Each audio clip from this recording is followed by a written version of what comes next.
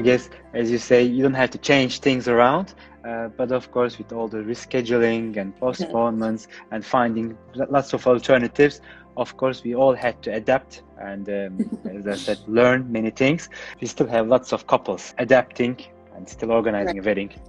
Maybe quite last minute, we can say, an express wedding maybe. Would you be able to give us 5 tips or suggestions for brides and grooms who are organizing an event in the coming months with lots of adaptation they had to go through, and maybe an express wedding? What would you suggest, please?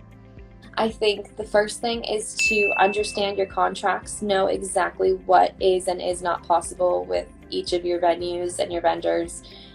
Understand what a postponement might look like, understand what their specific restrictions are and how they're handling things.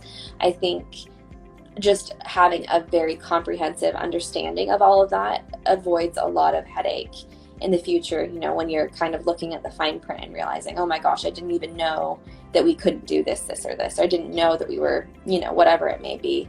So just having a very, very clear understanding and open communication with all of your vendors. You know, if things are looking like you might need to make a postponement or an adjustment to the guest count or whatever it may be, start that conversation with your vendors, or, you know, have your planner do it so that everyone is kind of in the loop and knows what's going on. I tell everyone dates for this next year and for even 22, it's kind of like a moving target because everything is just being, you know, moved around. It's musical chairs. And so keeping open communication with your vendors, I think, is so important, because that will help them to know what's going on your end and, you know, help them serve you best. So I think communication and contracts, that's huge.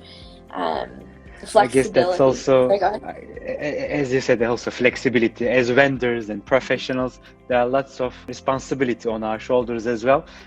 Being flexible and open in communication is also very important on our part. We also had to adapt and learn all together, so it's our job to keep our couples comfortable and in full confidence. So it's true, flexibility. Yes, true. Yeah. Go ahead. And that is actually one of my favorite parts about my destination couples. Most couples who are hosting a destination wedding, they do have sort of an air of adventure and flexibility to them just naturally, because they love to travel and they kind of love these experiences. And so most of our destination couples have been so gracious and flexible with postponements and changes, which has been, you know, so appreciated, and it's made for a better experience for them as well. Just because, you know, things have changed and we do have to make adjustments, whether it's in, like you said, the style of food and beverage service, or, you know, how many people are seated at tables, whatever it is. Just, you know, understanding that whether it's 6 people seated at your table or 8 people or 10 people, that's not going to make or break your event.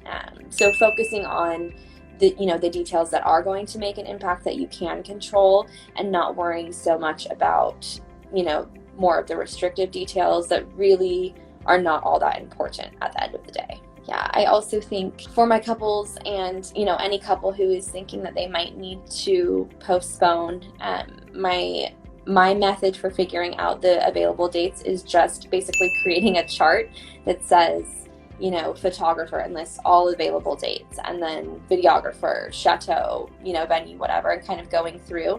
And then I color code it based on available dates. If it's green, that means yes. If it's red, that means no. And then it's a very easy view for them. They just hop on and they see one full column of green, and that means that date is good to go. And that should probably be, you know, our new date or our backup date, whatever that may be.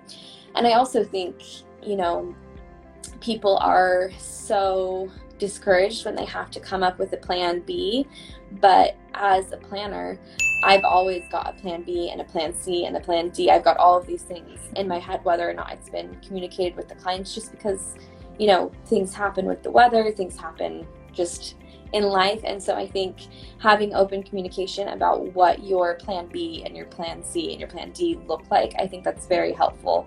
Just so, you know, heaven forbid, if France were to kind of go back into another lockdown or something like that, do we know what that plan looks like, and how is that going to change things, and what are we going to do from there? So, you know, not feeling so discouraged by backup plans, just understanding that they're there to serve you and make things very clear moving forward.